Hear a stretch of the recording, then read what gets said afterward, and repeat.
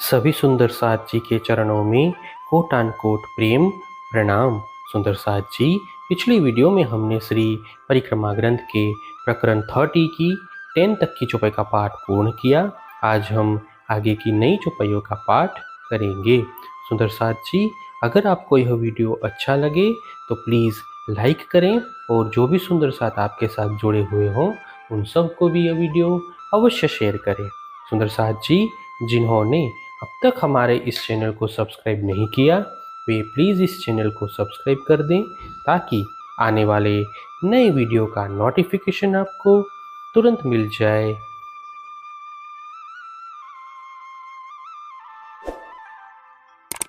अब जो कहती हो अरस की सो दिल में यूं आवत, बिना देखे कहत हो जित रूह जो चाहत।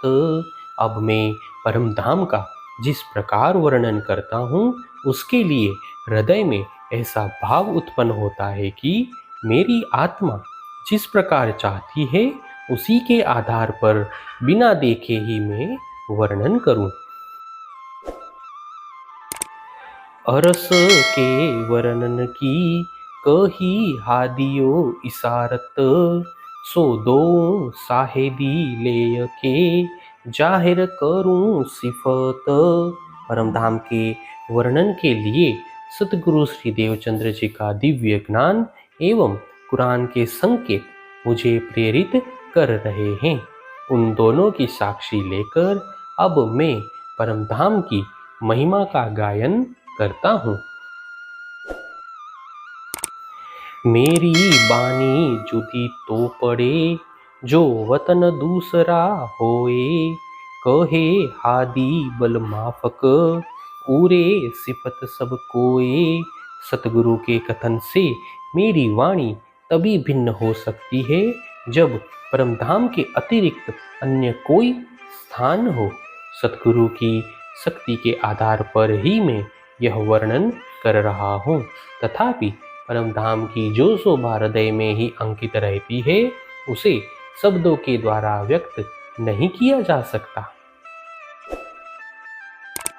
बेसुमार गुजर की अरस की नेक कहूँ अकल माफक, ये रूहे नीके जानत है जो अपार अरस है हक।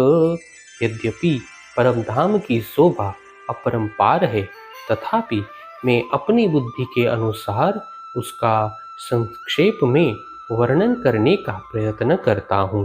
ब्रह्म आत्माएं भली भांति जान सकती हैं कि अखंड परमधाम की शोभा अपार है। ये सुख न आवे जुबा मिने तो भी कहना अरस बन सुख, रूहे बैठत उठत सुख स्नेह सो कई गिरो को देत श्रीमुख। यद्यपि जीवा के द्वारा परमधाम के अखंड सुखों का वर्णन नहीं हो सकता तथापि वहाँ के वन उपवनों में प्राप्त होने वाले सुखों का वर्णन करना है। कामधनी ब्रह्म आत्माओं को उठते बैठते सर्वदा अपने श्रीमुख से अपार स्नेह प्रदान करते हैं।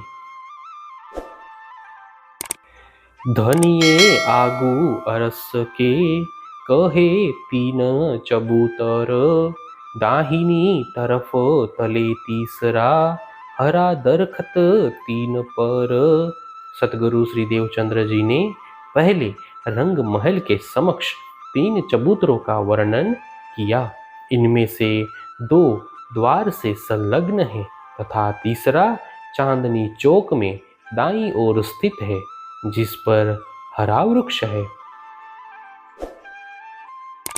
चौथी तरफ नाही कहया सो मेरी परीक्षिया लेन, जाने मेरे इलम से रूह आपे कहसी आप मुख बेन। उन्होंने चौथे चबूतरे का वर्णन इसीलिए नहीं किया कि मेरी परीक्षा लेना चाहते थे। वे यह चाहते थे कि मेरी अंगना इंद्रावती मेरे द्वारा प्रदत्त तारतम ज्ञान के प्रताप से स्वयं इसका वर्णन करेगी। ना तो ये लड़का सो भी जानही, जो कछु कर देखे सहूर, एक तरफ क्यों हो वही, आगू अरसत जल्ला नूर। अन्यथा एक छोटा सा बालक भी हृदयपूर्वक विचार करने पर समझ सकता है कि रंग भवन के सम्मुख चांदनी चौक में मात्र एक ही और चबूतरा की शोभा क्यों है। खूब देखाई क्यों कह देवही, चबूतरा एक तरफ, जाने कहसी आपे दूसरा, मेरे इल्म के सरफ। यदि चांदनी चौक में मात्र एक ही तरफ चबूतरा होगा तो रंग भवन की शोभा कैसे श्रेष्ठ प्रतीत होगी। किंतु सतगुरु श्री देवचंद्र जी महाराज चाहते थे कि मेरे ज्ञान के प्रताप से इंद्रावती स्वयं इसका वर्णन करेगी। तौले चौथा चाहिए आगू अरस द्वार, दरखत दो चबूतरो, शोभा लेत अपार। इस प्रकार रंग भवन के द्वार के सम्मुख नीचे चांदनी चौक पर चौथा चबूतरा भी अवश्य होना चाहिए। दोनों चबूतरों पर लगे हुए वृक्ष अपार शोभा धारण करते हैं। हे सुंदर साथ जी, इसी के साथ श्री परिक्रमा ग्रंथ के प्रकरण 30 की 20 तक की चौपाई का पाठ पूर्ण हुआ।